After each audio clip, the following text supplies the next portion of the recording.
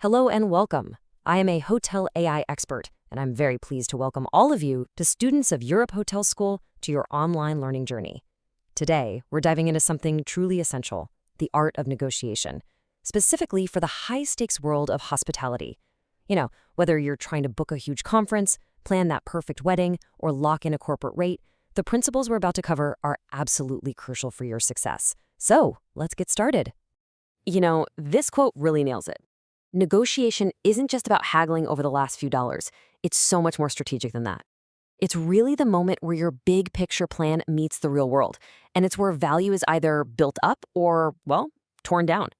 So, to make this all really clear, we've broken it down into 5 key pillars. First, we'll get into the real heart of hospitality deals. Then, we'll build on that with a foundation of preparation, so important.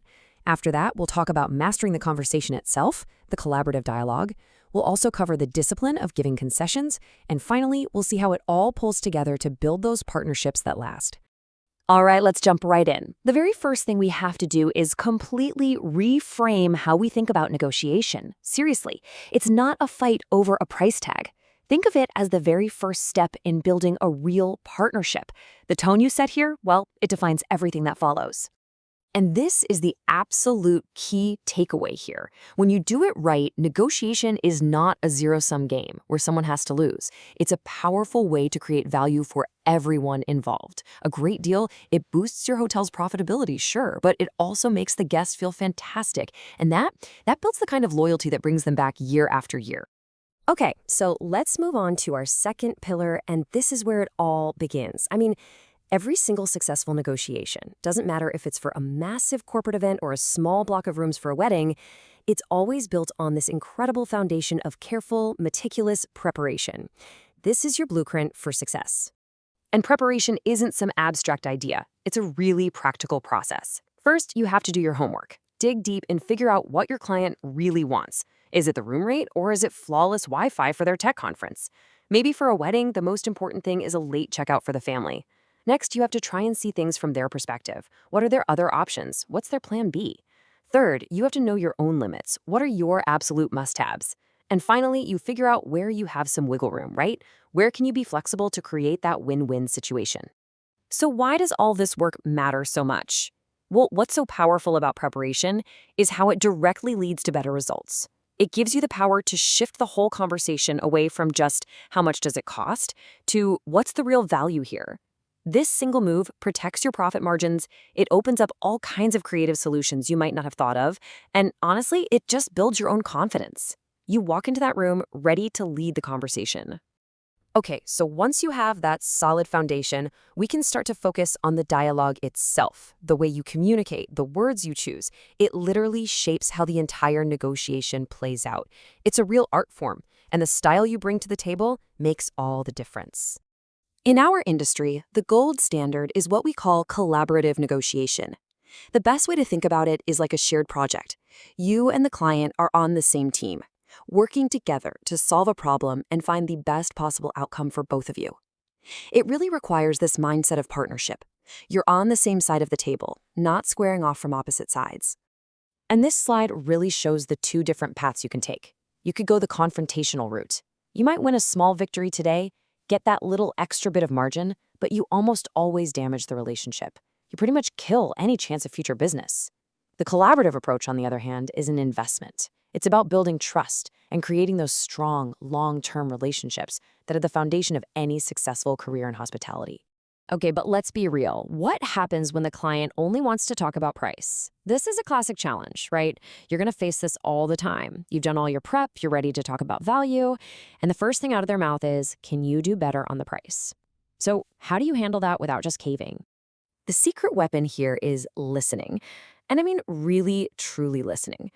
A lot of times when a client is stuck on price, it's actually a symptom of something else. Maybe they have a super tight budget, or maybe they're getting pressure from their boss to prove they got a good deal. If you listen carefully, you can uncover what's really driving them. And once you know that, you can gently steer the conversation back to the value and the solutions you're offering. All right, let's move on to our 4th pillar. And this one requires some serious discipline: concessions. Giving a little here and there, they're almost always a part of the game, but how you manage them is what separates the amateurs from the pros. They have to be strategic. And this right here is the golden rule. You need to burn this into your brain. A concession is not a gift, it's a trade. You're exchanging one piece of value for another. If you give something, you have to get something back. If you just give things away for free, you're not only killing your bottom line, you're telling the client that what you offer isn't that valuable to begin with. This table gives you a super practical way to think about that exchange. So let's say a client wants a price reduction. Okay, fine. In return, you might ask for a larger booking or a longer contract. Or if they need more flexible cancellation terms, maybe you ask for better payment terms or a bigger deposit up front. You see how that works? It's always a strategic give and get. And look, the risks of just giving things away without thinking are huge. Just reactive discounting, it will destroy your profitability. It weakens your position for any future negotiations, and it just lowers the perceived value of everything you offer. You're basically training your clients to always ask for a discount, and that's a really dangerous precedent to set. So this all brings us to our final and honestly most important section. All of these skills, the preparation, the collaboration, the discipline, they all serve one big ultimate goal in our industry: building strong, lasting, and profitable relationships with our clients. At the very core of any long-term partnership is trust. Simple as that. And trust is built through ethical negotiation. When a deal is built on transparency and fairness, both sides feel good about it. They feel respected. That's what makes an agreement sustainable and actually strengthens the relationship instead of weakening it. And when you really master these skills, the benefits are just so clear and powerful. First off, you're going to drive stronger financial results for your hotel, no question.